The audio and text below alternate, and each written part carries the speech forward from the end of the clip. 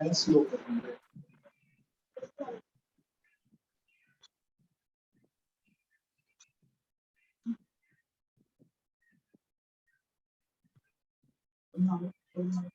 नमस्कार देवी और सज्जनों, आज थोड़ा सा संभाल लेना मुझे। आज दोपहर में मैंने कोवैक्सीन का सेकंड डोज लिया हुआ है। थोड़ा सा थोड़ा जबान कांप सकती है, लेकिन फिर भी I will try my best. End मुझे वैसे डरने की कोई आवश्यकता नहीं है, क्योंकि मेरे साथ में एक धुरंधर हमारी एक निवेदिका है। मैं तो हमेशा उनका गौरव करता हूँ, सम्मान करता हूँ। डॉक्टर अपर्णा निमकर जो साइकोथेरेपिस्ट है, हमारी वलसाड़ी फाउंडेशन की ग्रैंड एंकर है इंग्लिश बहुत अच्छा, और बहुत मोटिवेशनल स्पीच के लिए भी वो जानी जाती है। और हाल ही में कुछ दिनों पहले हमने उनका इंटरव्यू भी कंडक्ट किया था, तो वो होने के कारण मुझे वैसा इस इंटरव्यू के लिए डर नहीं लगेगा। हल्का सा बुखार है, बाकी कुछ नहीं है। आज की हमारी इंटरव्यू जो है चौथी मुलाकात है।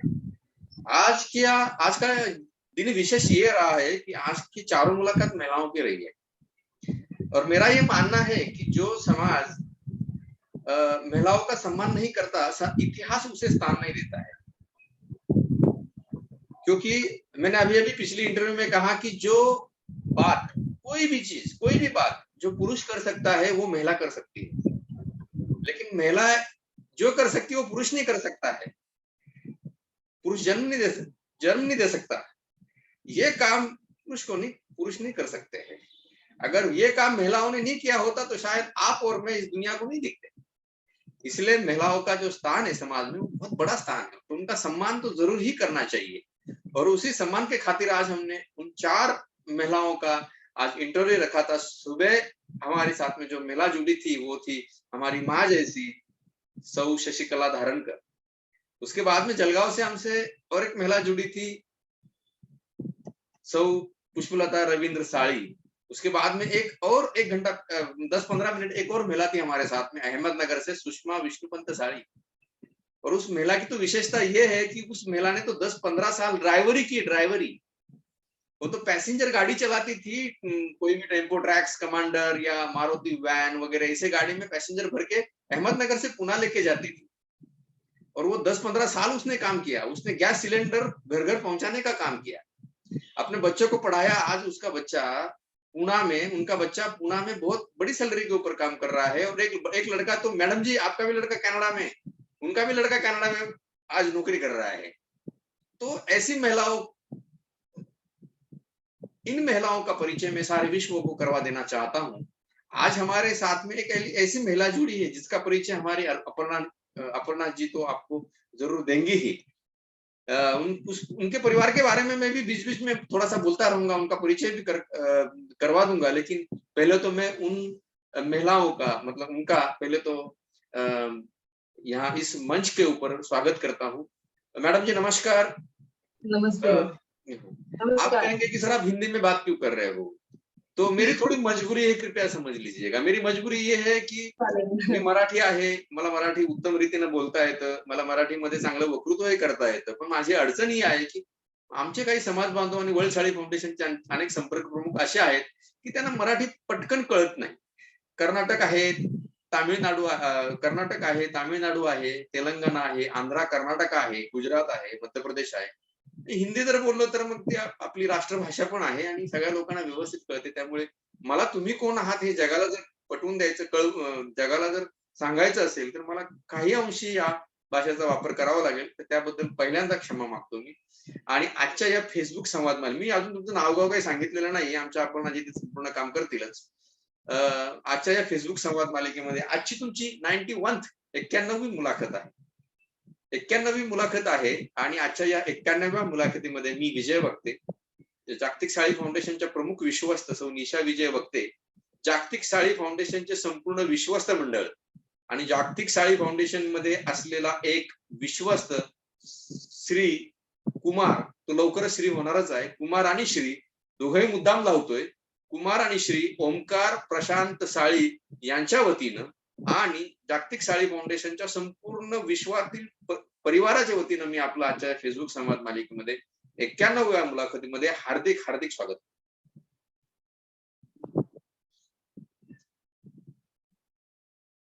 Mic mike mike mike mic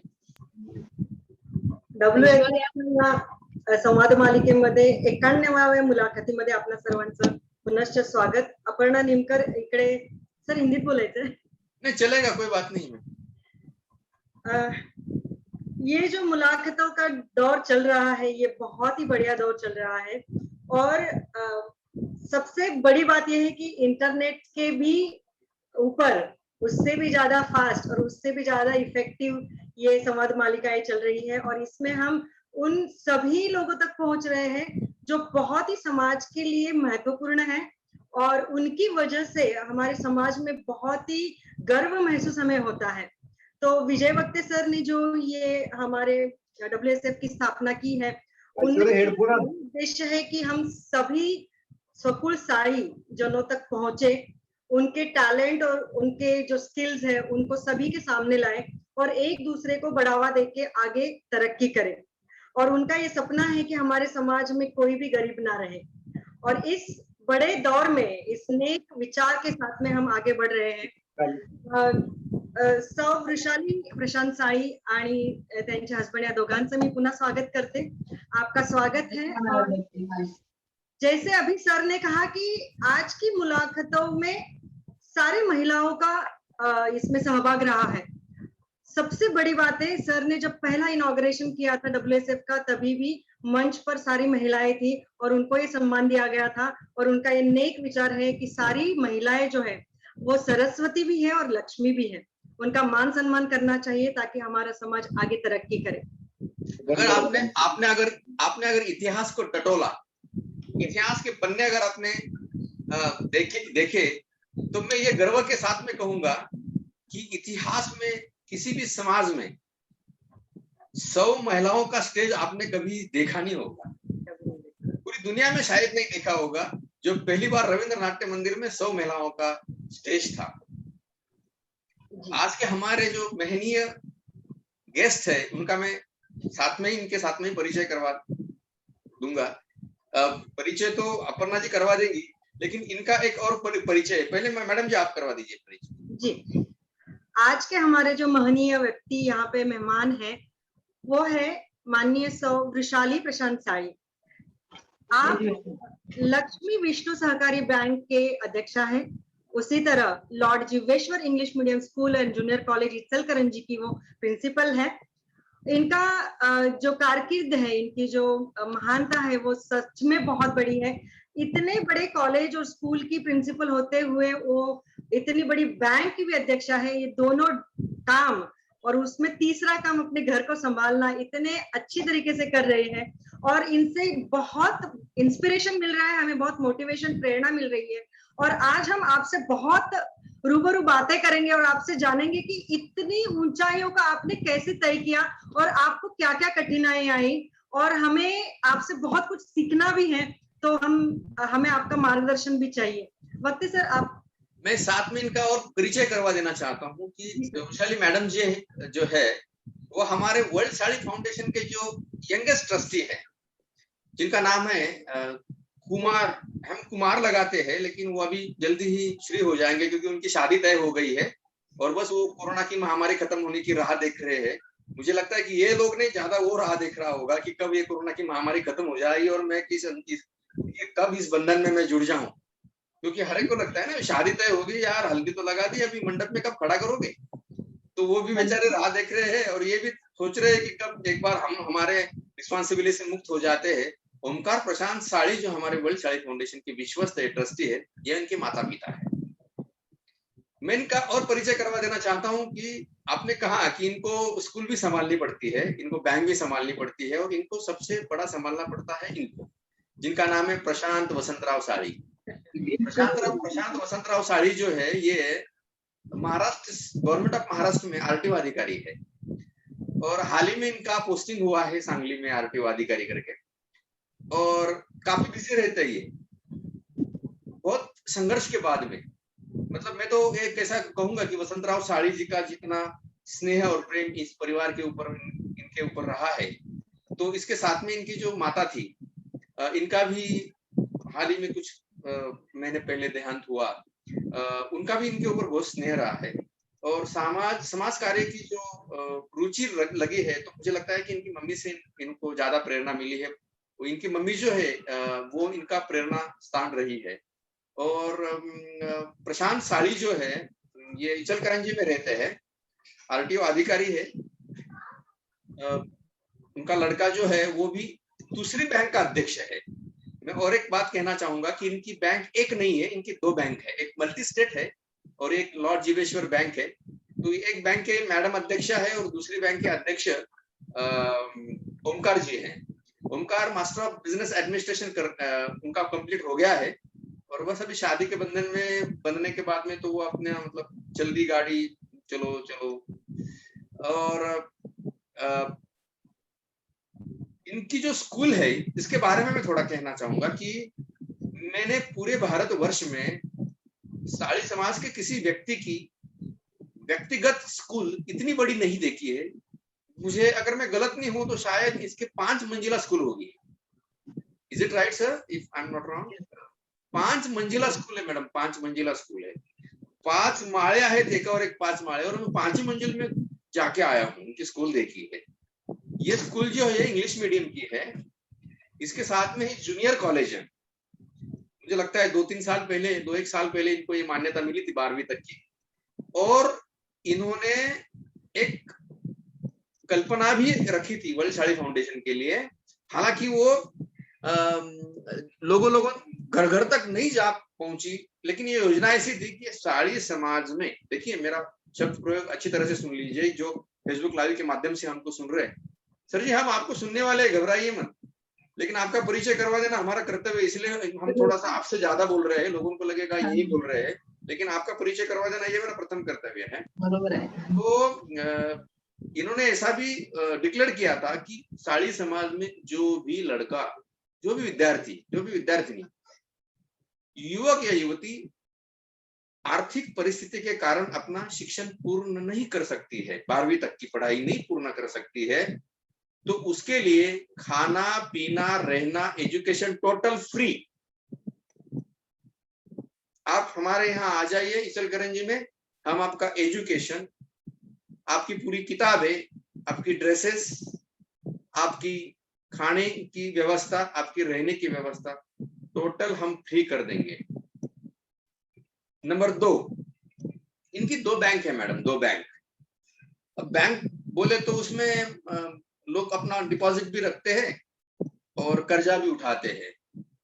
तो अगर आपको अन्य बैंकों के पास में जब आप आपका बिजनेस बढ़ाने के लिए जाते हैं या नया स्टार्टअप करने के लिए जाते हैं तो आपको पैसे की जरूरत पड़ती है, तो आप बैंकों में जाते हैं तो बैंक आपको बहुत ये करती है, फुटबॉल, आपका पूरा फुटबॉल कर देती है, ये लाओ वो लाओ। तो इन्होंने ये भी कहा था कि किसी को भी अगर 50,000 तक अगर किसी को कर्जा चाहिए और उसका सही कारण है और उसका गारंटी अगर वही वर्ल्ड साड़ी फाउंडेशन का कोई वहां का जिला प्रमुख या कोई मेहनती व्यक्ति अगर उसकी गारंटी देता है तो हम उसके लिए भी ये बैंक का कर्जा हम उसको देंगे।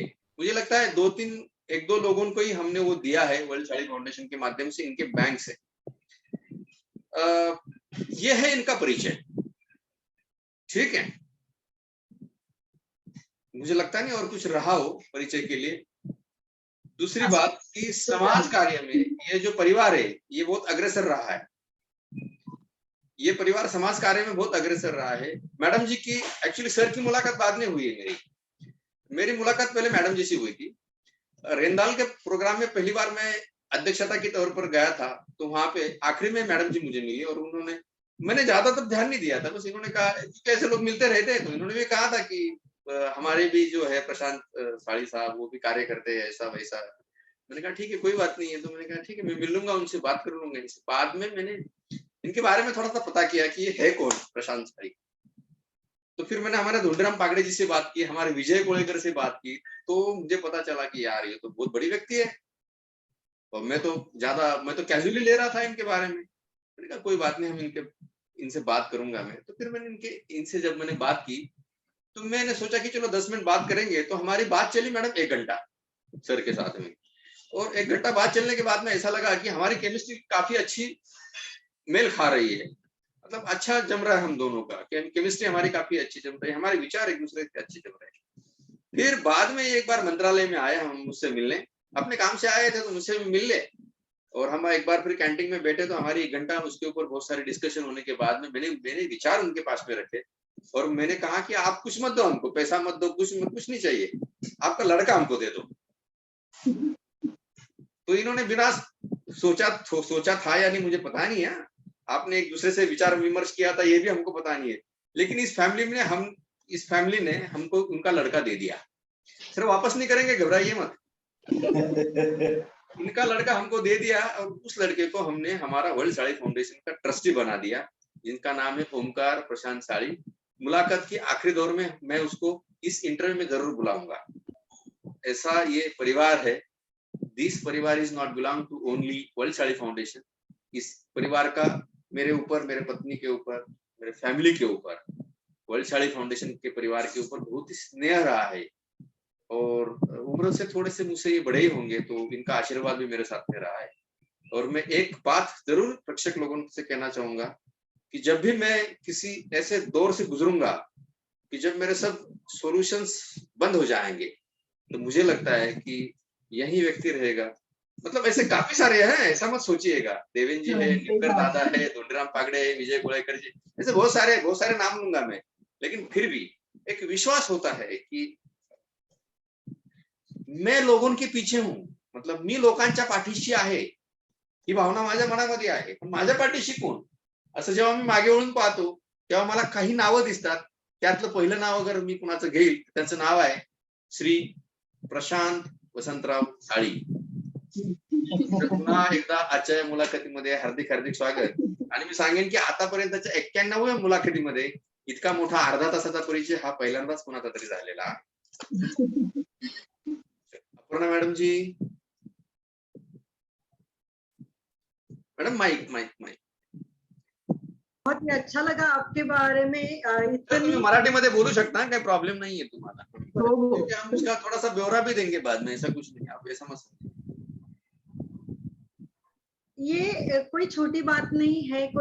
हम जब जॉब करते हैं तो हमें कितनी सारी कसरतें करनी पड़ती है, पर कोई स्कूल एस्टैब्लिश करना, कोई बैंक एस्टैब्लिश करना सच में बहुत प्लानिंग और बहुत ही सोच के साथ शुरू करनी होती है।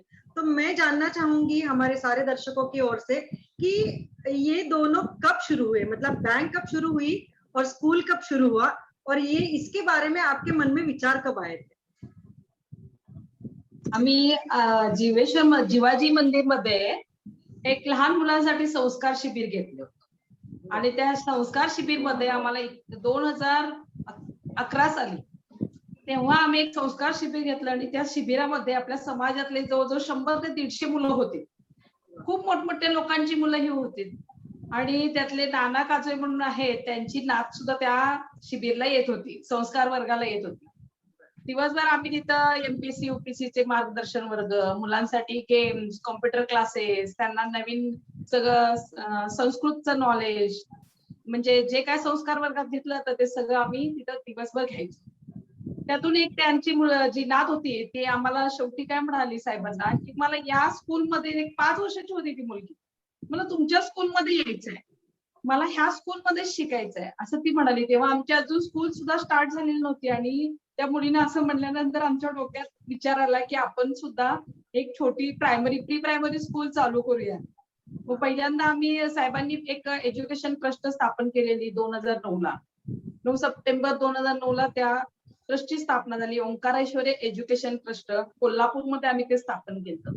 2009 ला आम्ही स्कूलसाठी 2-3 प्रस्ताव दिले, स्वयं नाथसाई मराठी स्कूलसाठी। त्यामध्ये आमची एक स्कूल मंजूर झाली कोल्हापूरसाठी आणि इचलकरंजीसाठी।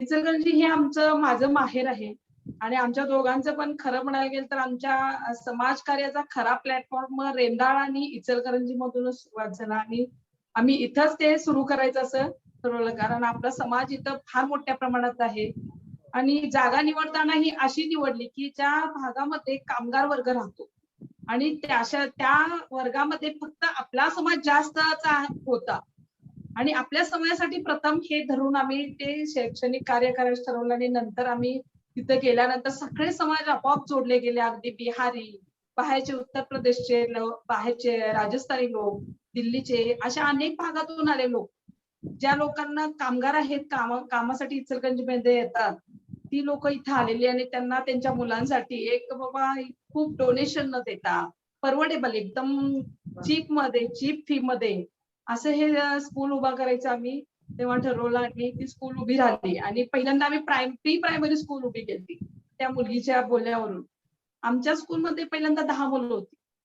नंतर साहेबांनी टार्गेट ठेवलं, एवढ्यावर नाही चालला, जरा जास्त व्हायला पाहिजे. मग आम्ही दारोदारी जायचो, प्रत्येकाच्या घरी जायचो. खोतवाडी, तारदाळ असे छोटे छोटे भाग आहेत. बॉम्बे जसे आहे परेल, सायन वगैरे, तसं इचलकरंजीमध्ये ही पण एक मिनी बॉम्बेच आहे. तिथे पण छोटे छोटे भाग आहेत.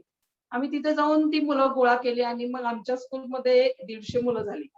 150 मुलं झाल्यानंतर प्री प्रायमरी, ज्युनियर, सिनियर असे 3 त्याच्या कॅटेगरी आम्ही केल्या होत्या. मग परत काय झालं, पहिलीला जेव्हा त्या मुलांना जायचं होतं तेव्हा पेरेंट्स म्हणाले, आम्ही नाही या मुलांना इथून काढणार, आम्हाला इथेच ठेवायचंय. आणि खूप चांगलं आम्ही त्यांचं घेतलेलं सगळं जो बेसिक असतो तर अत्यंत उत्तम पद्धतीने घेतल्यामुळं त्यांना एक विश्वास होता की कमी फी मध्ये साहेब प्रत्येक गोष्ट म्हणायचे की बाबा ही लोक कामगार वर्ग आहेत, आपण काय हायफाय सिटी हायफाय लोकांचा मॉब घेतलेला नाहीये. आणि पहिल्यांदा आपण सुरुवात करायला तर यांना प्रत्येक गोष्टीत मदत करायला पाहिजे, तेव्हा ती आपल्या पुढे येणार आहे. मग त्यावेळेला वह्या वाटप करणे, परत बुक सुद्धा आम्ही द्यायचो, ड्रेस द्यायचो, सगळं दिलं त्यांना फ्री मध्ये. कारण त्यांना शाळेची गोडी आधी लागू दे, शाळेबद्दल कळू दे. आणि हे कळल्यानंतर परत ते आमच्याकडे जेव्हा शैक्षणिक गुणवत्ता आहे स्कूलमध्ये हे जेव्हा कळलं, इथं मोठ्या नामांकित संस्था पण आहेत, पण त्यांच्यापेक्षा जास्त चांगलं शिक्षण हे आम्ही देतोय, संस्कार वर्ग घेतोय आणि बाकीचं एज्युकेशनही घेतोय आणि इतर ऍक्टिव्हिटी आम्ही ठेवलेल्या. हे सगळं बघून ते लोकांनी आमच्या इथं मुलं घालायला सुरुवात केली आणि बघता बघता एका हॉलमध्ये आम्ही ती स्कूल चालू केलेली. आज एक 5 मजली इमारत त्या प्री प्रायमरी स्कूलची आहे आणि कॉलेजची सुद्धा एक 4 मजली इमारत आहे. 4 मजली सायन्स लॅब आहे, IT लॅब आहे आणि खूप छान असं म्हणजे एक वटवृक्ष झालाय. लावताना आम्ही आणि किती काळ गेला आमचा, फक्त 10 वर्ष. 10 वर्षामध्ये एखादी संस्था कुठल्याही मोठ्या राजकीय व्यक्तीचं पाठिंबा नसताना फक्त साहेबांची एक इच्छाशक्ती होती की आपण जे करतोय ते चांगलं करायला लागलोय. आणि त्यामुळं मी पण त्यांना म्हणलं की चला घरी बसण्यापेक्षा हे एक चांगलं कार्य आहे. की शैक्षणिक कार्यात कसं असतं की जितकं तुम्ही समाजकार्य कराल त्याला भरपूर वाव आहे. मग त्या मुलांना उभं करण्याचा एक मोठा आनंद असतो की त्यांच्या शिक्षणामधली प्रगती म्हणा किंवा त्यांचे शैक्षणिक आणि आर्थिक विकास सुद्धा होण्यासाठी आपण त्यांना शिक्षणाचं हे मेन ते कारण असतं की ते मोठे होऊन कुठं डॉक्टर, इंजिनियर व्हावेत, शिक्षक व्हावेत, MPSC UPSC अधिकारी व्हावे. असं आम्ही त्या ठिकाणी एक नियोजन केलं होतं की मुलांना बेस ठेवलेला MPSC UPSC मार्गदर्शन क्लासेस. साहेब स्वतः म्हणजे ड्युटी सोडून ड्युटी झाली की आले की आम्ही ते मार्गदर्शक वर्ग घ्यायचो. आधी जिवाजी मंदिर म्हणून आहे इकडं रोडला, कोल्हापूर रोडला, त्या मंदिरात आम्ही हे क्लासेस पहिल्यांदा चालू केले. तेव्हा साहेब स्वतः येऊन त्या क्लासेस मध्ये लेक्चर द्यायचे. मग त्यानंतर मी दुसरा कुठला तर सब्जेक्ट घ्यायचे. मग आम्ही असं ग्रुप डिस्कशन ठेवायचो. त्यामधून एक मुलगी PSI झाली. ती भांबिष्टे म्हणून मुलगी होती आमच्या समाजाची आणि ती मुलगी PSI झाल्यानंतर एक मनोबल वाढलं की बाबा आपण हिला स्टेबल करू शकतो. म्हणजे असल्या समाजात आणि कितीतरी मुलांना आपण नक्की या क्षेत्रामध्ये MPSC UPSC स्पर्धा परीक्षा या गोष्टींमध्ये आपण त्यांना भाग घेण्यास प्रवृत्त करू शकतो, आणू शकतो आणि समाज पुढारेल ह्या विचाराने साहेबांनी ह्या शाळेची स्थापना केली. आणि आम्ही दोघांनी मिळून इतके कष्ट केले त्या शाळेत की अगदी घरोघरी जायचो दोघ जण. सगळे टीम घ्यायचो आणि साहेब सुद्धा यायचे. साहेब ड्युटी संपलेली यायचे. ज्या दिवशी सुट्टी असेल तेव्हा साहेब यायचे आणि मग आम्ही अगदी ते सगळं आमचं बँड पथक होतं ना, जे ढोल ताशे वगैरे असतात स्कूलचे, ते आम्ही जायचं एका मंदिराच्या दारात लावायचो आणि ती मुलं वाजवायची आणि मग तिथं लोक गोळा झाली की आम्ही आमच्या स्कूलची माहिती सांगायची. अगदी घरोघरी दारोदारी जाऊन फेस टू फेस आम्ही ती माहिती लोकांना सांगायचो की MPSC UPSC काय आहे, स्पर्धा परीक्षा काय आहेत, आतापासून का गरज आहे. म्हणजे आपल्या समाजात कसं आहे की ग्रॅज्युएशन नंतर MPSC परीक्षा हे त्यांची संकल्पना असायची. पण आम्हाला दोघांना हे अभ्यास आम्ही दोघांनी खूप वेळा याचा स्टडी केला आणि परीक्षाही दिल्या आणि साहेब तर त्यातूनच सिलेक्ट झाले. तेव्हा आम्हाला माहित होतं की ह्या परीक्षा कशा द्यायला, पहिलीपासूनच याची तयारी घ्यायला पाहिजे. कारण UP बिहार सारख्या मागासलेल्या राज्यांमध्ये NCERTचा सिलेबस हा फर्स्ट पासून चालू केला, तो पहिलीपासून दिला जातो आणि त्यामुळे त्या मुलांची तयारी ही 80% अगदी 10th पर्यंत 10वी पर्यंत होते आणि त्यानंतर जे त्यांना जे वेळ मिळतो 5 वर्ष, त्यामध्ये ती मुलं अगदी मेरिटमध्ये बसतात आणि क्लास 1 अधिकारी होतात. आणि ही गोष्ट आम्हाला चांगली समजली.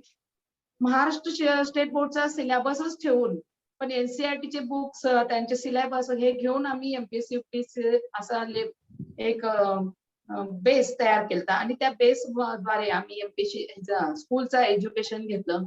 आणि त्यामुळे आज खूप मोठ्या प्रमाणात आमच्या इथं स्कूलमध्ये ऍडमिशन घेण्यासाठी मुलं येतात आणि खूप चांगला प्रतिसाद मिळतोय. आणि त्यात वक्ते साहेबांचा एक खूप मोठा आमच्या यशात सहभाग आहे. कारण गेल्या वर्षी जेव्हा मान्यता आणायची होती तेव्हा त्यांनी खूप चांगलं सहकार्य केलं आणि ही गोष्ट आम्ही विसरणार नाही. तेव्हा वक्ते साहेबांना म्हणावं तुम्ही कधीही मागे वळून पाहाल तेव्हा साळी साहेब, साळी मॅडम आणि ओंकार आणि आता त्याची ती नेहा ओंकार साळी आणि ती पण तुमच्यावर असेल. आणि आम्ही समाजासाठी जेव्हा जेव्हा करण्यासाठी साहेब उभे राहिले तेव्हा आम्ही कधीही विचार केलेला नाही की हे माझं आहे, हे सगळं आमचं आहे, आमच्या कुटुंबाचं आहे किंवा हे समाजासाठी आहे, हा विचार केला. साहेबांनी आजपर्यंत जेवढ्या गोष्टी आम्हाला शिकवल्या त्या प्रत्येक गोष्टीत आम्ही त्याचा उल्लेख करतो. अगदी कुणी स्कूलमध्ये आलं ऍडमिशनला जरी तर काउन्सिलिंग करताना एक गोष्ट नेहमी लक्षात येते की हे साहेबांनी सांगितलंय, हे साहेबांनी सांगितलंय की फक्त प्रॉफिट हा बेस नाहीये, प्रॉफिट साठी नाहीये. प्रॉफिट असतो बिझनेसमध्ये, प्रॉफिट हा पाहिजे, पण समाज आणि समाजातली काही मूल्य आहेत, काही तत्व आहेत ती जपून. ते 4 मुलं आहेत तर त्यांना 2 मुलांना फ्री मध्ये ऍडमिशन द्यायचं. त्यामुळे ऍडमिशन पण वाढतात, ऍडव्हर्टाईज पण होते आणि त्यांनाही समाधान. त्यांचंही एक असते की बाबा 4 मुलं मी नाही शिकू शकत तेवढ्या फी मध्ये वगैरे. म्हणजे बिहारी लोक वगैरे आहेत, कामगार लोक आहेत. या काही गोष्टी होत्या. ह्या गोष्टींचं भान आम्ही नेहमीच ठेवून आम्ही आमच्या शाळेमध्ये सगळ्यांना ऍडमिशन देणे किंवा त्यांच्या मागे उभे राहणे. समाजकार्य म्हणजे काय असतं की शेवटी ज्याला गरज आहे त्याला शिक्षण देणं महत्वाची गोष्ट आहे. आणि त्याला शिक्षण देण्यासाठी त्याची परिस्थिती हा विचार कधीही केला नाही. आणि त्यासाठी साहेब माझ्या पाठीशी नेहमी ठामपणे उभे राहिले. असा हा शाळेचा प्रवास होता.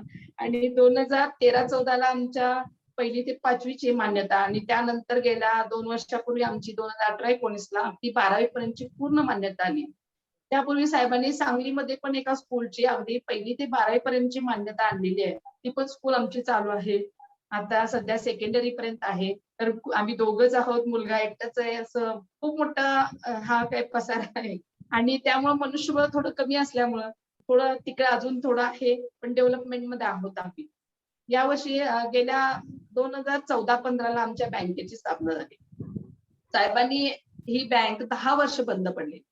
10 वर्ष बंद पडलेली अगदी मारवाडी समाजाची बँक होती. आणि ती बँक चालू करणं इतकं सोपं नव्हतं.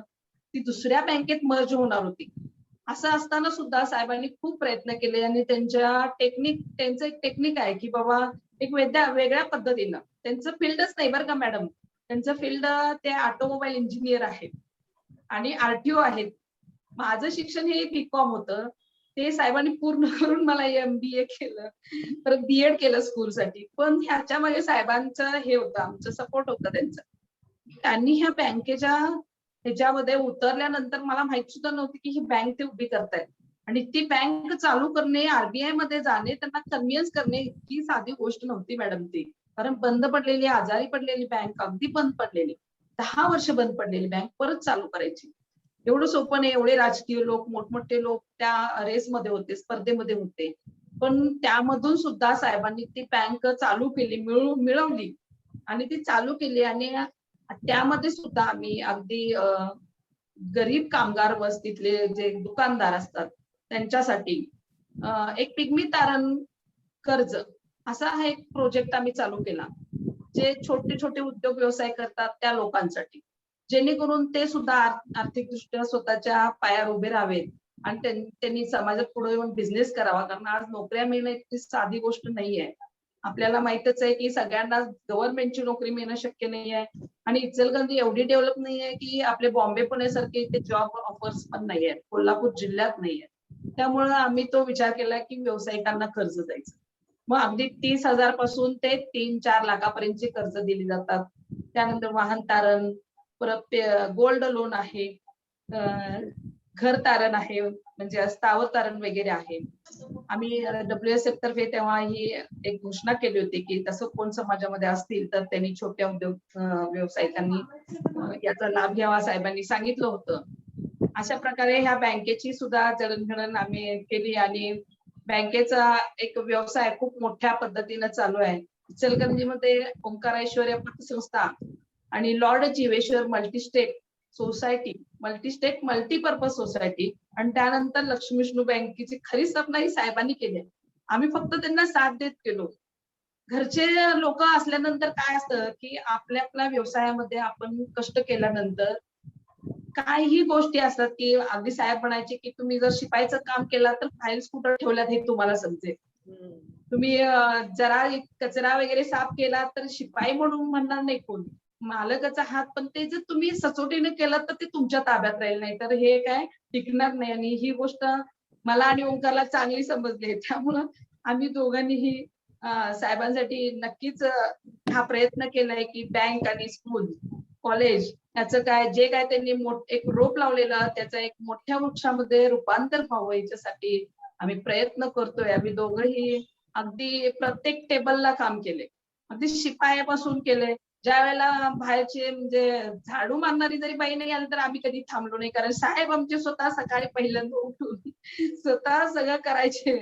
त्यामुळे आम्ही कधी थांबलो नाही, त्यांच्या मागे आम्ही पण असायचो. म्हणून आज मीटिंग मध्ये जेव्हा सर मला म्हटले की मॅडम तुमची मीटिंग आहे, तेव्हा साहेबांना आवर्जून मी म्हणलेलं की आज मीटिंग मध्ये साहेब पण पाहिजेत. कारण खरं सांगू का मॅडम, जेव्हा एखाद्या पुरुषाच्या मागे, एखाद्या स्त्रीच्या त्याच्या यशामागे स्त्रीचा हात असतो, तसं स्त्रीच्या पण यशामागे असं सपोर्टिव्ह पुरुषच असतात. असे मिस्टर असायला पाहिजेत, असे नवरे असायला पाहिजेत, तरच समाज पुढे जातो. आमच्या साहेबांनी प्रत्येक वेळेला मला प्रत्येक क्षेत्रामध्ये आणलं. माझं बीकॉम शिक्षण होतं, पण मला त्यांनी एज्युकेशन फील्ड मध्ये आणलं. शिकवण्याची आवड होती पण एज्युकेशन फील्ड मध्ये आणलं. आम्ही प्री प्रायमरी स्कूल चालवलं ना मॅडम, त्यावेळेला साहेब आरटीओ होतेच, पण आम्ही कधीही असं म्हणलं नाही की या दर्जाचं आहे, आपण आरटीओची बायको आहे वगैरे, असं काय आम्ही कधी मनात ठेवलं नाही. कारण साहेब जे करत होते ते वेगळ्या पद्धतीचं होतं आणि ते उभं केलंय ते व्यवस्थित टिकवायचं काम आमच्याकडे होतं. म्हणून आम्ही नेहमी त्यांना साथ देत आलो. आणि साहेबांनी पण आम्हाला एवढं छान सगळे हे काय जे काय प्लॅटफॉर्म्स दिले.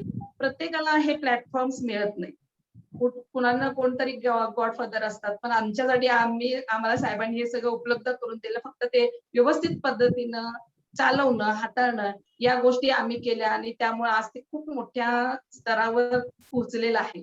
मग ते साहेब मगाशी म्हणाले त्याप्रमाणे आम्ही स्कूलमध्ये नुसती बिल्डिंगच नाही, मग ते साहेबांना सांगू इच्छिते की स्कूलमध्ये आमचं एज्युकेशन लेवल हे सर्वांगीण विकासासाठी शिक्षण आहे. म्हणजे तिथं स्किल डेव्हलपमेंटचा म्हणजे एक व्यावसायिक प्रशिक्षण कार्यशाळा लावलेली आहे. त्यामध्ये लेडीजना फॅशन डिझायनिंग शिकवतो. त्यानंतर मुलांसाठी 2 व्हीलर 4 व्हीलर मेकॅनिक प्रशिक्षण आम्ही घेतलं, ऑनलाईन घेतलं होता, स्किल डेव्हलपमेंट अंडर. त्यानंतर मुलांसाठी कॉम्प्युटर क्लासेस, ट्रेनिंग कोर्सेस सगळं हे जे काय आहेत ते चालू केले आहेत. त्याशिवाय इतर व्यावसायिक शिक्षण, जेणेकरून ती सीएनसी व्हीएमसी मशीन सुद्धा अगदी त्यांच्याकडे तुम्ही ते असेंबल्स दिला ना तर ते जोडून दाखवतात. मला काय म्हणायचं आहे की डायरेक्ट इंजिनियर होण्यापेक्षा ती मुलं म्हणजे एक इंजिनियर जो असतो त्याच्या हाताखाली काम करणारा वर्कर असतो, तो मशीन मध्ये काम करत असताना ती मशीन कशी जोडायची वगैरे हे त्याला नॉलेज असतं. अशा पद्धतीचं एक व्यावसायिक शिक्षण त्या मुलांना दिलंय आणि अशी वेगळी कार्यशाळा आम्ही तिथे घेतो मुलांसाठी. इंजिनिअरिंगचं शिक्षण हे नंतर होईल, पण त्यांचा बेस जो आहे तो पूर्ण आता 5वी पासून आम्ही चालू केलाय आणि हे आमच्या शाळेचं वैशिष्ट्य आहे.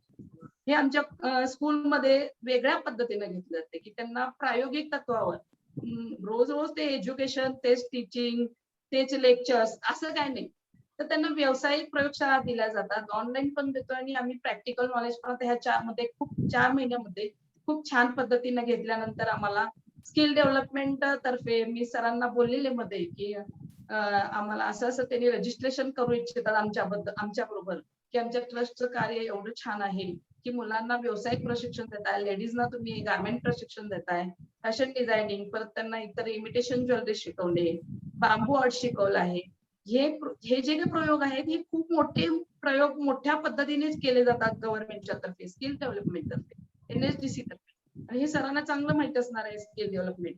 ते आम्ही आमच्या स्कूलमध्ये आमच्या ट्रस्ट तर्फे घेतो आणि याचं खूप चांगल्या दिग्गज लोकांनी कौतुक केलंय आणि यासाठी मात्र आम्हाला नेहमीच साहेबांनी साथ दिली आणि म्हणूनच आज खरं तर तुमच्या बरोबर आम्ही इथं मीटिंग मध्ये आहे.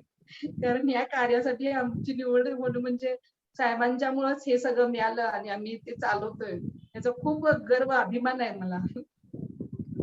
मॅडम तुम्हाला यांचा फायदा होईल बरं का डॉक्टर आपल्या अपर्णा निमकर मॅडमचा. हो का?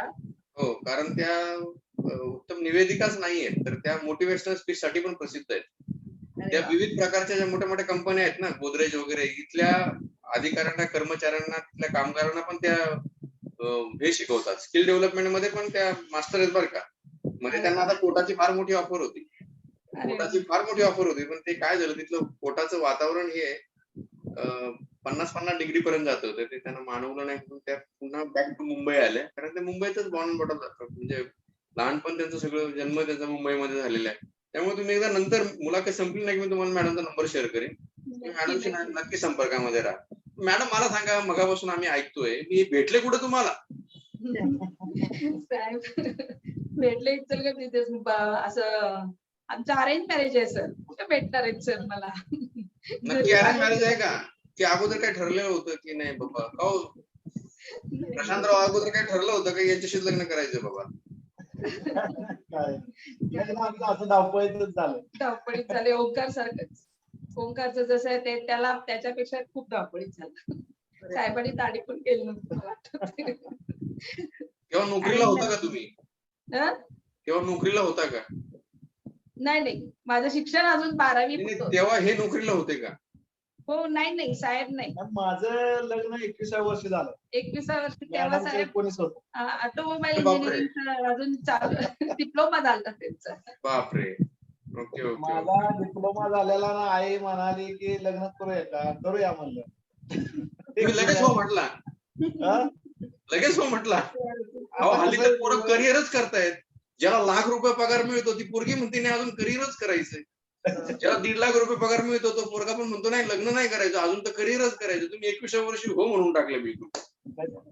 मला तेच म्हणायचं आहे की लग्न हे वेळेतच व्हायला पाहिजे. क्या बात आहे. कारण आत्ताचे लग्न मुलांचे 30-32 वर्षी करतात. 30-32 वय म्हणजे काय ते हा जे संसार जे सुख आहे किंवा संसार हे 21, 22, 23 पर्यंत ठीक आहे. पण आत्ताच्या काळात चाललंय मुलींचं वय पण 28, 30 मुलाचं 32. जसं निम्मा पिरियड गेलेला असतो सर. त्यामुळं आता प्रत्येकाला आयुष्यात सेट कधीच होत नसतं. प्रत्येकाला इच्छा ह्या भरपूर असतात तर आयुष्यात कधीच सेट होत नसतं. त्या लग्न झालं फक्त डिप्लोमा झालेला माझा. डिप्लोमा झाल्यानंतर माझं एकच हे होतं की आरटीओ व्हायचंय. बाकी मग म्हणलं मी कुठेही सर्व्हिस करणार नाही काय नाही झालं तर आरटीओच होणार. आता मला दुसरं एक सांगायचं आहे आपल्याला जर पुढे जायचं आहे तर आपल्या अंगी जिद्द पाहिजे.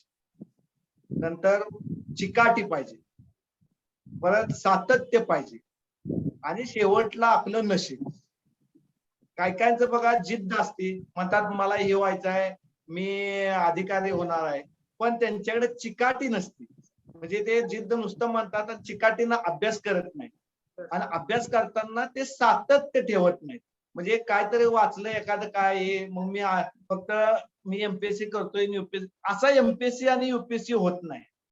एमपीएससी आणि युपीएससी करणं म्हणजे हा मेन बिझनेस पाहिजे. मेन बिझनेस म्हणून तुम्ही त्यात उतरलं पाहिजे म्हणजे मेन अभ्यास फुल त्यातच. आता आपल्याकडे कशी करतात की एखादं कुठलं तर पुस्तक सापडलेलं असते 5, 50, 100 रुपये ते बघणार ते वाचणार आणि एका परीक्षेला गेलं की नाही बाबा हे आपल्याला जमणार नाही. आणि ती जास्त करून समाजात सांगतात मी आता अभ्यास करतोय मी एमपीएससी करतोय पण ती पहिल्या वर्षी झालं नाही की जरी आपले पाहुणे पै किंवा मित्र परिवार खच्चीकरण करत असतो की तुला काय जमणार आहे. त्यामुळं माझं सांगणं आहे की तुम्ही जर एमपीएससी युपीएससी करत असाल तर बाहेर सांगत बसू नका. कारण तुम्हाला जादा करून लोक तुम्हाला खच्चीकरण करणार की ते सोपं आहे का हे सोपं आहे का भली ना जमलं नाही सोपं आहे का तू त्या नादाला लागू नको कुठं तर नोकरी कर. त्यापेक्षा तुमचे ध्येय मोठे पाहिजे ध्येयाबरोबर जिद्द, चिकाटी, सातत्य हे पाहिजे. आता मला ते मॅडमनी सांगितलं तसं जास्त करून कलेक्टर आणि हे या लेवलला जे IPS अधिकारी आहेत, IAS आणि IPS जास्त करून UP बिहारचे आहेत. UP बिहार मागासलेलं आहे, पण त्यांचं कसं आहे पहिली पासून ग्रॅज्युएशन पर्यंतचा सिलेबस NCERT आहे. आपल्याकडे तो नाही. त्यामुळे आपला जो सिलेबस होतो, आपलं काय होते प्रॉब्लेम की सिलेबस तो नसल्यामुळे आपण ग्रॅज्युएशन झाल्यानंतर आपल्या लक्षात येतो की हा सिलेबसच नाही आपला. युपीएससीला सिलेबसच नाही. मग त्या मुलाची तयारी त्याच्यानंतर चालू होती, म्हणजे ग्रॅज्युएशन झाल्यानंतर. तसं त्यांची पुस्तकं पहिलीपासूनची असल्यामुळे त्यांना NCERT असल्यामुळे त्यांना इझी जातं. त्यामुळे जास्तीत जास्त तुम्हाला पालकांना आता मुलांना ध्येय मुलगा काय होणार हे पालकच ठरवत असतात. कारण मुलाला कळस्तोवर तो वेळ जातो, ग्रॅज्युएशन होतो त्याला कळत नसतं, मग पालकच ठरवत असतात. तर मुलाचं जर तुम्हाला UPSC MPSC करायची असेल तर त्याला आता जर मुलगा पहिलीत असेल पहिलीपासून, 5वीत असेल तर 5वी पासून, 10वीत असेल 10वी पासून ज्या स्टेजला आहे त्या स्टेज पासून त्याचं प्लॅनिंग केलं पाहिजे. आता किती दिवस आहेत, किती वर्ष आहेत, गुणिले दिवस, आणि त्या पद्धतीनं त्या मुलाला आतापासून प्लॅनिंग केलं पाहिजे. त्या पद्धतीनं दुसरं गोष्ट हे झालं अभ्यासाचं. अभ्यासात जर त्या ध्येय ठेवून पालकांनी ध्येय ठेवून त्या मुलांना संस्कार आतापासूनच लावले पाहिजे. संस्कार म्हणजे काय आपण म्हणतो आता पहिलं ब्राह्मण लोकांच्या ते शुभम करोती असायचं, रामरक्षा स्तोत्र असायचे. ते कशासाठी तर चांगले उच्चार, आचार विचार, चांगले उच्चार लहान मुलांना लहानपणापासूनच हे करायचे. बघा ब्राह्मण समाजाचं काय असायचं, बाकीच्या महिला शिकू नयेत म्हणून प्रयत्न करायचे, पण आपल्या महिलांना ते घरात शिकवायचे की जेणेकरून आपल्या मुलाचा अभ्यास घ्यावा. बघा पुरुष लोक हे कमवण्यासाठी बाहेर पडलेले असतात, घरी स्त्रियाच असतात. त्यामुळे स्त्रियांनी अभ्यास घ्यावा, मुलांना वळण लावावी म्हणून त्यांना ते हे करायचे. बाकीचा समाज मागे राहावा, त्यांनी शिकू नये. प्रत्येक जण सांगतोय की स्त्री शिकली तर सगळ्या घरादाराला शिकवते. त्यामुळं ब्राह्मण समाज त्यासाठी पुढे गेला.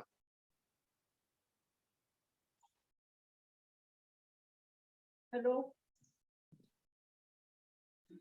21व्या वर्षी लग्न है ना. हो, सही बात पे सही समय पे अगर सही बात हो जाए तो जीवन में अच्छा होता है. ते पण मला आयुष्य वो ऐसा हिंदी में कहते हैं कि एक कहावत कहा जाता है कि लोग कहते हैं कि जिन लोगों की तकरार होती है, कंप्लेंट होती है कि जिंदगी बहुत छोटी होती है, लेकिन बरखुरदार जिंदगी छोटी होती ही नहीं है बिल्कुल. हम उसे जीना देर से शुरू करते हैं. जिंदगी छोटी नहीं होती है, हम उसे जीना देर से शुरू करते हैं. कल की सोचते सोचते आज की शाम कैसे हो गई पता ही नहीं चला. कल की सोचते सोचते आज की शाम कैसे हो गई पता ही नहीं चला. और जब पता चला तो बहुत सारे पन्ने निकल गए थे, बहुत सारा पाणी बह गया था. आणि जेव्हा सगळी उमेद जागृत झाली तेव्हा हातामध्ये काहीही शिल्लक नव्हतं. त्यामुळे तुम्ही 21व्या वर्षी नाही, ठीक आहे, काय हरकत नाहीये. त्यावेळेची परिस्थिती पण तशी होती. पण आणि मॅडम लकी ठरला ना तुम्ही पण तसं. हा म्हणजे अगदी बघा ना, डिप्लोमा करत असताना तुम्ही त्यांच्याशी विवाह केला आहे की नाही, लकी ठरला तुम्ही शेवटी. आता नक्की तुम्ही त्यांच्यासाठी लकी ठरला की ते तुमच्यासाठी लकी ठरले हा जरा संशोधनाचा विषय आहे. आणि तुमच्या घरामध्ये मी भांडण लावू इच्छित नाही. तुमच्या घरामध्ये मी भांडण लावू इच्छित नाही. नक्की आहोत सर, दोघेही एकमेकांसाठी नक्की आहोत. त्यांच्या घरात आल्यानंतर आम्ही शासनाची झुणका योजना ती चालवली. मला बिझनेस बद्दल मला सांगायचं सर. बिझनेस मध्ये हॅलो आवाज येते का, बोलू का सर? बोला बोला बोला. हा, बिझनेस बद्दल मला सांगायचं होतं की आपण म्हणतो की बिझनेस करणं सोपं नाही, पण बिझनेसला पैसा लागतो, भांडवल लागतो. हे पण मला मान्य नाही की बिझनेसला भांडवल लागतं.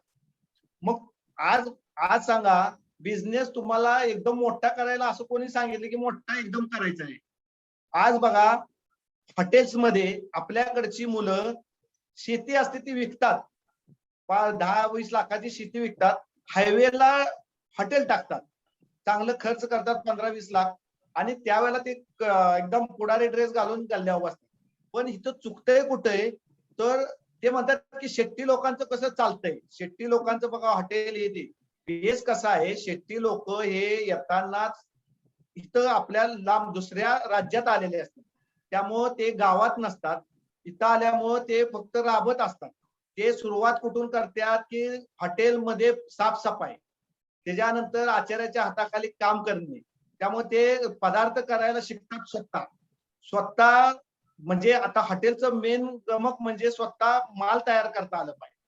आपल्या मुलं हॉटेल टाकतात भांडवलाचे जीवावर, पण त्यांना आचारी काम करता येत नाही किंवा पडल ते काम करायची तयारी नाही. त्यामुळं जर आचारी निघून गेला की याचं हॉटेल बंद. तसं शेट्टी लोकांचं तसं नसायचं की कुणीही गेला तर त्याला स्वतःला हॉटेलचा पदार्थ करता येत होते. त्यामुळे त्यांचं कंटिन्युअस हॉटेल चालतं. दुसरं एक सांगायचं आहे, युपी बिहारची लोक येतात आणि छोटा छोटा सेवा उद्योगात उतरतात. पहिले त्यांच्याकडे भांडवल नसते, सेवा उद्योगात उतरतात, जेणेकरून फ्रुट्स विकणे, भाजीपाला विकणे, इतर सगळं छोटे छोटे उद्योग करतात. मला सांगा, जागा मिळत नाही म्हणतात, मला जागा मग कुठे मिळणार किंवा काय. छोटे छोटे रद्दीची दुकानं पण वेचील आहेत. कुणाचे आहेत? युपी बिहारवाल्यांची. त्यांना कशी जागा मिळते? ज्या वेळेला आम्ही बँकेच उदाहरण सांगतो, सुरुवातीला एक बंद होती बँक, त्यावेळेला 30,000 भाडं होतं. बंद असताना मी ती बँक शिफ्ट केली 3,000 भाड्यामध्ये. ते सगळं ओके झाल्यानंतर आज मार्केटमध्ये आज मेन ठिकाणी इचलकरंजीच्या मेन ठिकाणी आज बिल्डिंग मोठी आहे की जसं जसं तुमच्या जर इच्छा असल्या किंवा ध्येय असले तर तुम्ही मार्केट काबीज करू शकता. तुम्हाला त्यानंतर फक्त तुम्ही ध्येय उतरलं पाहिजे. आज मारवाडी समाज आल्याला त्यांची तिसरी पिढी आहे. तिसरी पिढी आज इतक्या स्टँडर्ड लेवल आहे, पण त्यांची पहिली पिढी होती ते आपण म्हणतो चिक्कू मारवाडी. पण त्यांनी त्यावेळेला त्या पद्धतीने काम केल्यामुळे तिसरी पिढी एकदम स्टँडर्ड मध्ये पैशानं हे झाली. आणि त्यांनी त्यावेळेला हे केलेलं आहे की शहरात चला. त्यामुळे त्यांनी शहरातल्या जागा बघा, मेन ठिकाणच्या जागा सगळ्या त्यांचे. आज जागा मी कुठल्याही जागा भांडवल आणि जागेसाठी कुठलाही बिझनेस थांबत नाही. फक्त तुमचं ध्येय पाहिजे बिझनेस करायचं. त्यामुळे बिझनेस करत करत हे ध्येय गाठता आलं पाहिजे. त्या सचोटीनं काम करता आलं पाहिजे. आता मला सांगा, बँकेचं सुद्धा मला याच्यात काही नव्हतं, म्हणजे कळत नव्हतं काय मला यातलं. तरी पण एक ध्येय होतं की एक शिक्षण संस्था आणि बँकिंग हे हातात पाहिजे.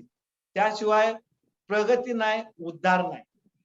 ज्या वेळेला आता आपल्याला ज्याला एखाद्या दुसऱ्या कुठल्या बिझनेस मध्ये उतरायचं त्याला दोन्ही आपल्या पाठीशी असल्यानंतर भरपूर त्याचा फायदा होतो. त्यामुळे सगळ्यांनी एकदम मोठं व्हायचं बघायचं नाही, छोटे छोटे छोटे बिझनेस करा. आम्ही मागं हे केलेलं त्या पद्धतीनं 10,000, 20,000, 30,000 कुणाला मदत हवी असेल, मदत म्हणजे बँकेचे लोन, तरी महाराष्ट्रात आणि कर्नाटकात सुद्धा आपले एरिया आहे त्या पद्धतीनं आपल्या WS तर्फे आपण ते मागं जाहीर केलेलं आणि इथून पुढे सुद्धा ती योजना आम्ही चालू ठेवलेलीच आहे. फक्त सचोटीनं घेतलं पाहिजे लोन आणि सचोटीनं माघारी दिलं पाहिजे, जेणेकरून पुढच्या लोकांना पण देता येईल आपल्याला. आपला समाजाचा उद्धार होईल. समाजाचा उद्धार होण्यासाठी त्या गोष्टी पाहिजेत. प्रत्येकानं काम केलं पाहिजे. बोला सर. आपल्यापर्यंत पोहोचायचं कसं? एखाद्या आपल्या समाजातील नवयुवकांना जर आपल्याकडून लोन घ्यायचं असेल तर त्यांनी आपला नंबर किंवा कसं आपल्यापर्यंत पोहोचावं? नाही, आपलं जे हे आहे वक्ते साहेबांचं हे वक्ते साहेबांनी त्या आपल्या यांच्या ह्याच्यावर त्यांच्या ह्याच्यावर त्यांनी जाहीर केलेलंच आहे. त्यांच्यातर्फेच आपण देऊ. त्यांनी ते जाहीर करावं, ते ऍड्रेस हे ते आपल्याला हे करतील आणि ते आपण करू. ते वक्ते साहेब बघतील ते. चालेल चालेल चालेल. त्यांचा प्रत्येक ठिकाणी संपर्क प्रमुख आहेत. त्यामुळे ते आपल्याला सोयीस्कर होईल. ते वक्ते साहेबांनी शिफारस केली आहे, त्यांना माहित आहे. त्यामुळे त्या पद्धतीने आपण त्यांच्या मार्गात हे करूया. आतापर्यंतच्या आपल्या सोबतच्या बोलण्यातून असं जाणवलंय की मिस्टर अँड मिसेस एकमेकांसाठी खूपच पूरक आहेत आणि बँक असो किंवा शाळा कॉलेज असो हे सगळं सुरळीत चाललंय. कारण साहेबांना, मॅडम नेहमी साहेब म्हणतात तर आम्ही पण साहेबच म्हणतो, साळी साहेबांना प्रत्येक गाडीचं इंजिन कसं चालवायचं माहितीये. ऑटोमोबाईल इंजिनियर असल्यामुळे कुठलं मेकॅनिझम कुठे वर्क करतं हे माहिती आहे चांगलं. त्यामुळे मग तो कुठलाही विषय असे ना का ते खूप छानपणे त्याला पूर्णत्वाकडे नेतात. आणि त्यांनी जी 3 गुण सांगितले ना, तुम्हाला हॅट्स ऑफ, माझा सलाम. कारण तुम्ही अगदी डायरेक्ट मर्माला हात घातलाय की हे जर गुण असतील प्रत्येकाच्या अंगी तर यशस्वी होण्यापासून कुणीही मागे राहू शकणार नाही. ते नक्कीच यशस्वी होतील आयुष्यामध्ये. आणि त्या खूप बारीकीने तुम्ही सत्यता समोर आणलेत सगळ्यांच्या. आणि ह्याच्यावर जर सगळ्यांनी विचार केला तर नक्कीच नक्कीच त्यांच्या पदरात यश येईल आणि प्रगती होईल आयुष्यामध्ये. तुमच्या दोघांकडून खरोखर खूप शिकायला मिळालं मला. आणि एक मला पण इन्स्पिरेशन मिळालं. आज मी पण काउन्सिलर आहे, सायकोथेरपिस्ट आहे, मुलांना मी पण ज्ञान देत असते. पण आपणा थोरांकडून मलाही भरपूर शिकायला मिळतं. वक्ते सर पण मला नेहमी मोटिवेट करत असतात. तर मला आणखीन ह्याच्या पुढे आपले काय ध्येय आहे हे जाणून घ्यायचं आहे. पुढचं पाऊल काय आहे आपलं आता? पुढच्या पाऊल म्हणजे मला स्कूलमधून कॉलेजमधून ते स्किल डेव्हलपमेंटचं एज्युकेशन आहे. म्हणजे स्किल डेव्हलपमेंट मध्ये सगळ्या प्रकारचे ट्रेंड आहेत मॅडम. आज समाजात गरज आहे, कोरोना आलाय, लोकांना काम नाहीये आणि त्यांना काम करायचं असेल तर प्रत्येक जण काय, आता जे पूर्वीचे जे लोक आहेत म्हणजे जे 30च्या नंतरचे 30 ते 45 किंवा 50 एज मधल्या लेडीज किंवा जेंट्स किंवा आता जास्तीत जास्त मराठा समुदाय आहे तो बचत गटाचा समुदाय आहे. त्या लेडीज सगळ्या अगदी 20 ते 45 या एज मधल्या आहेत, अगदी 55 वर्षाच्या पण आहेत. आता कोरोनाला सगळ्यांना कामं बंद पडली, नवरे घरी बसले, काम मिळालं नाही, घरी खाण्यापिण्याची व्यवस्था नाही. 500-500चे किट किती दिवस पुरतात मॅडम? एक 8-15 दिवस, किती दिवस 4 माणसं खाणारे असले ते पुरत नाही. तर त्यांना मी एक गोष्ट सांगितलेली की तुम्ही हे किट घेऊन कशाला बसताय? एका किट मध्ये किती दिवस जगणार आहे? किती दिवस दुसऱ्यांच्याकडे कर्ज काढून किंवा हप्त्यावर तुम्ही हे करणार आहे? तर त्यासाठी त्यांनी पुढे यायसाठी स्किल डेव्हलपमेंट सारख्या जे काही योजना आहेत, मग त्या महाराष्ट्र शासनाच्या असू देत किंवा सेंट्रल गव्हर्नमेंटच्या असो, केंद्र शासनाच्या असू देत, ह्या ज्या शाळेमध्ये आम्ही राबवायला लागलो, ह्याचा जे आता लेडीजने काय केलं माहितीये का, गारमेंट प्रशिक्षण घेतलं. हे जे काय आम्ही आपल्या लेडीज जे घरी बसून उद्योग करू शकतात, म्हणजे कुटीर उद्योग, कुठले पण पापडाबरोबरच पापड मसाले याच्या बरोबर मॅडम हे अँटिक ज्वेलरीला खूप मागणी आहे. शिवाय बांबू आर्ट याला पण खूप मार्केटिंग आहे. शिवाय फॅशन डिझायनिंग, कधीही बघा तुम्ही कुठलाही, एवढे सगळं लॉकडाऊन झालं पण टेलरचं काम बंद पडलं नाही. उलट इथले सगळे बिहारी कारागीर आहेत ते निघून गेले, पण इथल्या लोकांना भरपूर काम मिळालं. मास्क शिवण्याचं काम मिळालं, पिशव्या शिवण्याचं काम मिळालं. काल आम्ही बघितलं पीपीई किटचं मला काम मिळालं आहे. ज्या ह्या लेडीज आहेत, एक 550 लेडीज आमच्या एरियातल्या आणि बाहेरच्या एक तालुक्याच्या बाहेरच्या लेडीज, असं ह्या लेडीजला काम मिळालं की आपण हे शिक्षण दिलं होतं गेल्या वर्षी त्यांना फ्री मध्ये. आमच्या ओंकारेश्वर एज्युकेशन ट्रस्ट तर्फे आम्ही त्यांना फॅशन डिझायनिंगचं काम दिलं, गारमेंट प्रशिक्षण दिलं. ऍक्च्युली फॅशन डिझायनिंग आणि गारमेंट प्रशिक्षण याच्यामध्ये फरक आहे मॅडम, की ती मशीन जी असते ती गारमेंटची मशीन हे इलेक्ट्रिकल मशीन असते, ती मोटरवर चालते आणि त्याचा स्पीड जास्त असल्यामुळे काम व्यवस्थित आणि सुपिरियर होतं, जे आपल्या शिलाईपेक्षा सुपिरियर असतं. ज्याची मागणी अगदी बॉम्बे, अगदी बाहेरच्या देशांमध्ये सुद्धा इथले मास्क जातात मॅडम, इथले शर्ट जातात.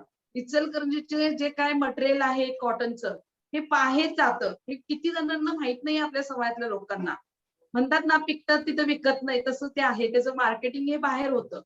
आणि अशा लेडीजना आम्ही गेल्या वर्षी हे लॉकडाऊन उठल्यानंतर जून ते आम्ही जवळजवळ 3 ते 4 महिने हे प्रशिक्षण दिलं होतं आमच्या कॉलेजमध्ये, शाळा बंद असताना. आणि त्यामुळं त्या लेडीज एवढ्या 500 लेडीज आज उभ्या आहेत. एक चेक मार्केटिंग चेन तयार झाली की मास्क तयार करणे, पिशव्या तयार करणे, पीपीए किट तयार करणे. काल नगरपालिकेने स्वतःहून बोलवून आम्हाला सांगितलं की तुमच्या बचत गटांना आम्ही हे सगळं काम देत आहोत आणि हे तुम्ही रजिस्टर केलंय, जे स्वयं अर्थसहाय्यित बचत गट ते रजिस्टर आम्ही नगरपालिकेने केलेले आहेत. तर त्या लोकांना काम मिळालं मॅडम. आज काय आहे, लॉकडाऊन झालं तर आज लेडीजचे हे फोन येतात की मॅडम गेल्या वर्षी सारखी परिस्थिती नक्की नाहीये, कारण रोज मॅडम 300 ते 400चं काम या लेडीज करतायत. आज मास्क शिवायचं म्हणा, ह्या जे काय आहेत ते काय माहित आहे, मी काय म्हणते फॅशन डिझायनरच कशाला पाहिजे, बरोबर. अरे जिथं जी गरज आहे, आज फॅशन डिझायनिंगची गरज नाहीये, मास्क आणि पिशव्यांचीच गरज आहे. जे काय पीपीई किट्स आहेत त्याची गरज आहे. काही लेडीजनी मेस चालवायचं प्रशिक्षण घेतलेलं आमच्याकडून. म्हणजे पाककला चालू केली आणि त्यातून लेडीजने एक संकल्पना काढली, की आपण एक कॅटरिंग व्यवसायाचं मॅडम आपण एक नियोजन करूया. आणि एक 15 दिवसाचा तो कोर्स एका लेडीजनं घेतला त्या आमच्या ह्याच्यातल्या. त्यांचं त्यांनीच ठरवलं आणि आम्ही घेतलं आणि आज त्या लेडीजनी मॅडम कोविड सेंटरना टेंडर घेऊन ते आता जेवण पुरवतायत. तर ह्या ज्या गोष्टी आहेत, आमच्या स्कूलच्या किंवा ट्रस्टच्या माध्यमातून जेव्हा पुढे जायला लागलेत, आम्हाला DRD ऑफिस मधून सुद्धा मॅडम याच्यासाठी 2 वेळा आमच्याकडे ऑफर आली, की तुमच्या लेडीजना काम देतो. तुमच्या बचत गटांना किंवा तुमचे जे काय ट्रस्ट तर्फे चालवणार आहेत, अन्नछत्र असू दे किंवा अजून काही सेंटरला तुम्ही काम जे कोविड सेंटरचं काही टेंडर्स असतील, काम असेल, हे सगळं त्या लेडीजना मिळावं, त्यांच्यापर्यंत पोहोचावं, जेणेकरून त्यांचं घर चालवावं. बस आमच्या ट्रस्टच्या मार्फत हे त्यांच्यापर्यंत पोहोचलं आणि आज या समाधान इतकं आहे, हे जे केलंय त्याच्यात एकच समाधान वाटलं, की कोविड मध्ये कोण उपाशी नाही राहिलं. गेल्या वर्षी मॅडम खूप त्यांची वाईट अवस्था होती आणि हे आमचं सक्सेस आणि हे खरं यश आहे. आणि त्यामुळे आम्हाला इतक्या लोकांचे आशीर्वाद मिळाले मॅडम. घरात बसून आशीर्वाद मिळते, सगळं पैशात नाही मिळत. स्कूल बंद पडली, बँका बंद पडल्या, बऱ्याच गोष्टी आहेत. चलन थांबलेलंच आहे. पण म्हणून काय ह्या आशीर्वाद जे असतात, याच्यातून अजून एक नवीन प्रेरणा मिळाली, की बाबा जगतोय आपण समाजासाठी जगतोय नक्कीच. हे एक समाधान आणि ते समाधान आमच्या साहेबांच्यामुळे ट्रस्टमुळे आम्हाला मिळालं. मी हे करू शकते. हे हे मेन आहे. माध्यम पाहिजे ना. कुठेही तुम्हाला जायचं आणि काम करायचं तर माध्यम पाहिजे, एक स्टेज पाहिजे. आपण शो करणारे पण स्टेज पाहिजे ना. आज समाजात त्याची गरज आहे. एकी करायची तर ते ट्रस्ट होतं. आणि आज अशा ऑफर्स गव्हर्नमेंट कडून आम्हाला तुम्हाला काम देतो किंवा तुम्हाला हे देतोय, ही संधी देतोय. हे जे येतंय ते ह्या ट्रस्टमुळे येतंय आणि त्यामुळे मी खूप साहेबांची आमचे आभारी आहे, की त्यांनी एवढं छान हे ट्रस्ट स्थापन करून किंवा हे जी काही संस्था मला दिली चालवायला किंवा हे बँकेचं माध्यम आहे. मॅडम खूप समाजकार्य नकळत घडून जातं पण. हे 30,000चं लोन आहे, तर हे फेडताना सुद्धा अनेक व्यावसायिक जेव्हा अगदी लास्टला कोर्टातून सुद्धा किंवा सेटलमेंट येतात, तेव्हा साहेब किंवा आम्ही अगदी माणुसकीचा विचार करून त्यांच्याशी त्या गोष्टीचा म्हणजे त्यांचा व्यवसाय मोडू नये, त्यांचं घर मोडू नये या दृष्टीने विचार करून आज त्यांना बिझनेस केलाय. आणि म्हणून आम्हाला या गोष्टीचा गर्व आहे, की फक्त बँक चालवणं नाही, फक्त बिझनेस चालवणं हा गोष्ट नाहीये किंवा स्कूल कॉलेज चालवणं हे गोष्ट नाहीये. शिक्षणाबरोबर किंवा बँकेबरोबर, व्यवसायाबरोबर, प्रॉफिट बरोबर हे जे काय माणुसकीचं एक नवीन स्तोत्र किंवा एक लोकांना संदेश असतो, की बाबा तुम्ही हे करू शकता. नकळत घडून जातं नाही. त्या आमच्या स्कूलमध्ये मॅडम आज 800 मुलं आहेत. त्यातली 100 पण मुलं तुम्ही काढलात ना, तर 100% ते 100 मुलांची फी आम्हीच भरतो. कारण गव्हर्नमेंटचं ऑडिट आहे, ट्रस्ट चालवायचं आहे, तर ही फी आहे ते आम्हीच भरतो. त्यांना अनेक प्रकारची मदत केली जाते. SC/ST समाजाला सुद्धा आम्ही बरेच प्रशिक्षण सेंटर गेल्या वर्षी चालवले. आज त्यांच्याकडे लेदर वर्क साठी वगैरे असे बॉम्बेचे बॅग्स हाऊस मधून वगैरे कामं आलेली आहेत. मुलांना घरगुती कामं मुलांना मिळालेत मॅडम. आई वडिलांना वेगळं आणि मुलांना वेगळं. 8वीच्या मुलांनी केलेलं आहे मॅडम. तुम्हाला मला दाखवायला आता माझ्याजवळ नाहीये, पण बॅग्स तयार केले आणि ते पाठवतायत. बॉम्बेमध्ये एक बॅग्सची एक मोठी कंपनी आहे. त्या बॅग्स त्यांना ऑर्डर मिळाल्या. मुलं घरी बसून करतायत. सांगतात की मॅडम तुम्ही काय तर असू दे लॉकडाऊन मध्ये म्हणजे आता कसं झालं परीक्षा वगैरे नाहीये. तर 8वी, 9वी, 10वीची बिहारी लोक बघा खूप म्हणजे सेवा उद्योगात म्हणल्याप्रमाणे साहेब म्हणल्याप्रमाणे म्हणजे देखी पण खूप असते. आई वडील गावाकडे आणि मुलं इथं थांबून गारमेंटच्या मशीनी मॅडम भाड्याने घेतल्यात त्यांनी, रेंटली घेतल्यात आणि त्याच्यावर काम करतात. हे जे काय आहे ते आपण दिलेल्या शिक्षणातून आहे आणि हे खूप महत्वाचं आहे. आणि छोटंसंच प्रशिक्षण होतं, पण त्या मुलांनी तिथे एवढं मोठं त्यांच्यासाठी ते मोठं आहे मॅडम, त्यांचं घर चालतंय. हे समाधान आहे. आणि हे आपण कसं करू शकतो म्हणूनच म्हणलं, की एक माध्यम असायला पाहिजे. ते माध्यम म्हणजे आमचं ओंकारेश्वर एज्युकेशन ट्रस्ट आहे. साहेबांची बँक आहे. आणि आम्ही दोघंही नेहमी प्रयत्न करतो, की समाजाच्या तळागाळापर्यंत पोहोचायचं. आणि त्यासाठी कधीही बिझनेस हा विषय साहेबांनी मला तरी वाटत नाही, ते सांगतात प्रॉफिट बिझनेस ते स्ट्रिक्टच राहतात मॅडम बरोबर आहे, पण त्यांनी खूप त्यातून सुद्धा करून जातात. आणि आम्ही म्हणूनच आम्ही विचार करतो, की बाबा एवढी त्यांनी धाडस करतात, तर आपणही थोडं काहीतरी त्याच्यामध्ये असावं. म्हणून आम्ही त्यांच्यामध्ये त्यांच्याबरोबर सहभागी आहोत. म्हणून असं नाही, की सर वक्ते सर नेहमी प्रश्न विचारतात, मॅडम तुम्ही साहेबांना सांभाळून घेता की साहेब तुम्हाला, पण आम्ही दोघे एकमेकांना सांभाळून घेतो. म्हणून जिथं साहेब थांबू शकत नाही तिथं आम्ही 100% थांबलोय. मुलगा अजून हाताखाली यायला वेळ होती, त्यावेळेला गरज होती. आता तो कसं आलाय म्हणतात, तो साहेब मुलगा आला की थांबतो. हाताखाली आता. हो ना, आता हा? सून येईल. म्हणजे अजून दोनाचे 4 हात झाले सर. आणि आपल्या घरात युनिटी असेल ना, तर सर समाजात आपण नक्की आपला कुठलाही बिझनेस सक्सेस करू शकतो. ही सगळ्यात महत्वाची गोष्ट आहे. आणि ओमकार, तेच आम्ही करतो. ओंकारेश्वर असं नाव ठेवलंय का तुम्ही? ओंकारेश्वर.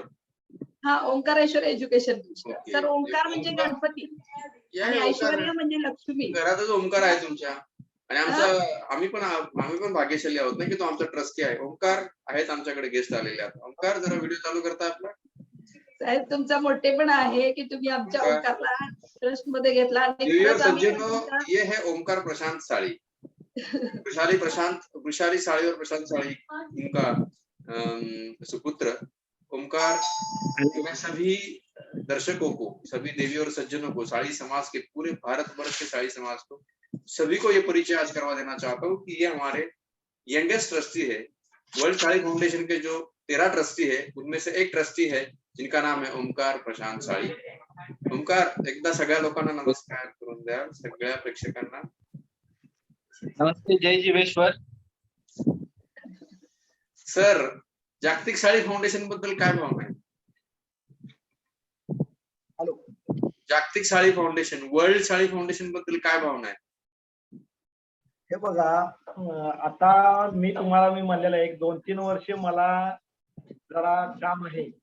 आता माझा पूर्ण विचार बदललेला आहे की जे जागतिक साडी फाउंडेशन आहे, मी त्याच वेळेला सांगितलेलं की आपल्याला जागतिक साडी फाउंडेशन हे समाजासाठी खूप काम करायचं आहे. पण तुम्हाला त्याला जायला 1-2-3 वर्ष थांबा की जेणेकरून मी हातात घेतलेलं काम अर्धवट नको. ती माझी सगळी कामं जी मला इच्छा होत्या त्या सगळ्या बिझनेस ओके झाल्यात. आता माझी पुढची डिसिजन आहे की मी बिझनेस मध्ये थांबणार नाही. बिझनेस मुलगा बघल, मॅडम मिसेस बघतील. मी समाजसेवेत परत येत आहे आणि त्याच्यामध्ये मानव सेवा, समाजसेवेत फरक काय, मानव सेवा. माझे आदर्श सिंधुताई सकपाळ, बाबा आमटे.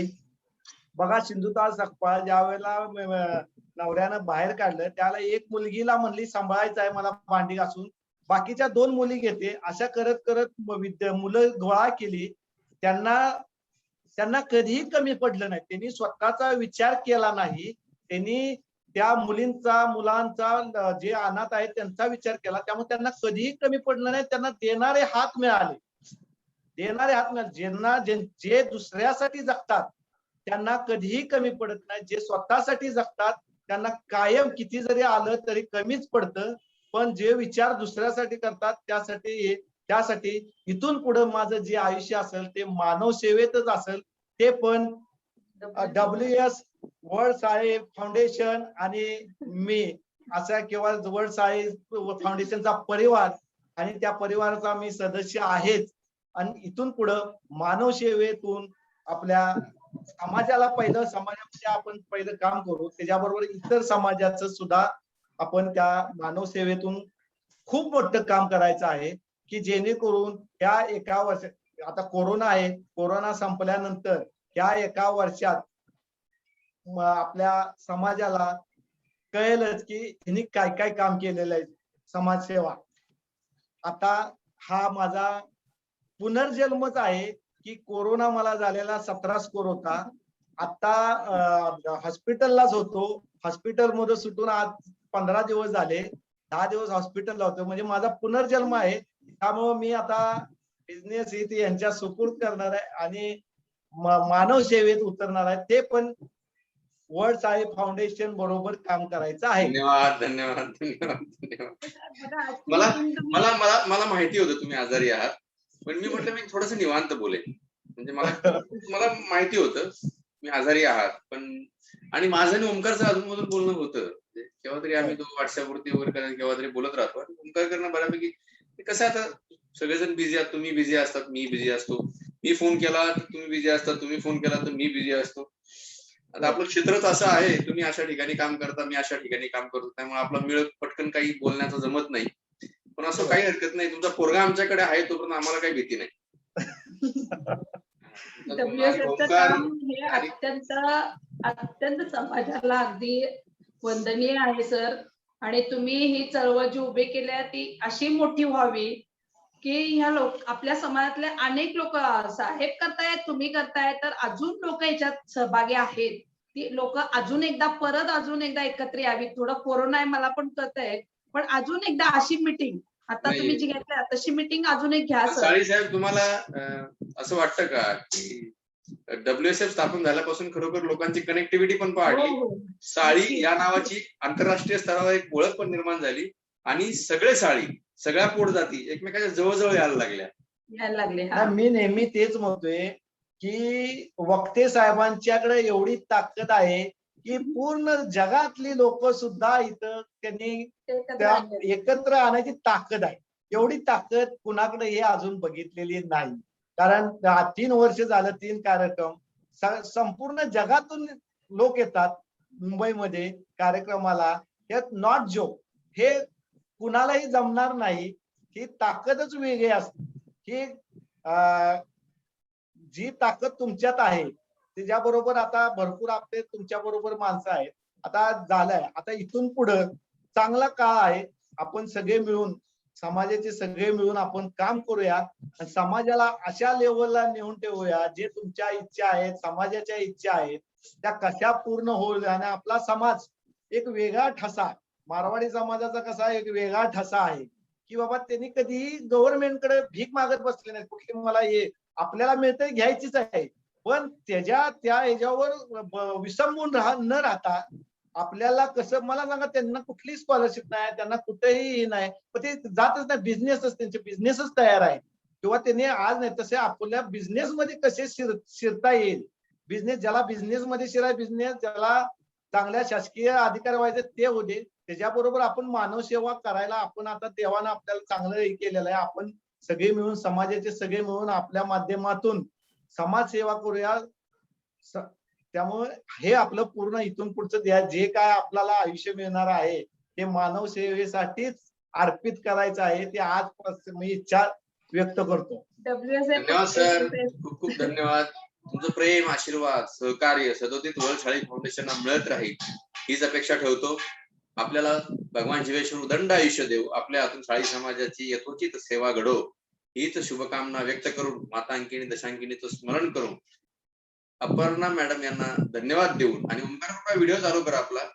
आमचे ओंकार आज पहिल्यांदाच आम्ही त्यांना लाईव्ह लोक बघत आहेत. ओंकार, आपलेही खूप खूप धन्यवाद.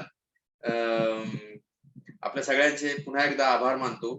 Vrushali madam, Prashant sir, very hats off to you and हम आपके साथ में रहेंगे. आप भी बिल्कुल आपका सहयोग साथ हमको देना. इसी के साथ आज की ये मुलाकात में समाप्त करता हूँ. जय हिंद, जय महाराष्ट्र, जय हिंद.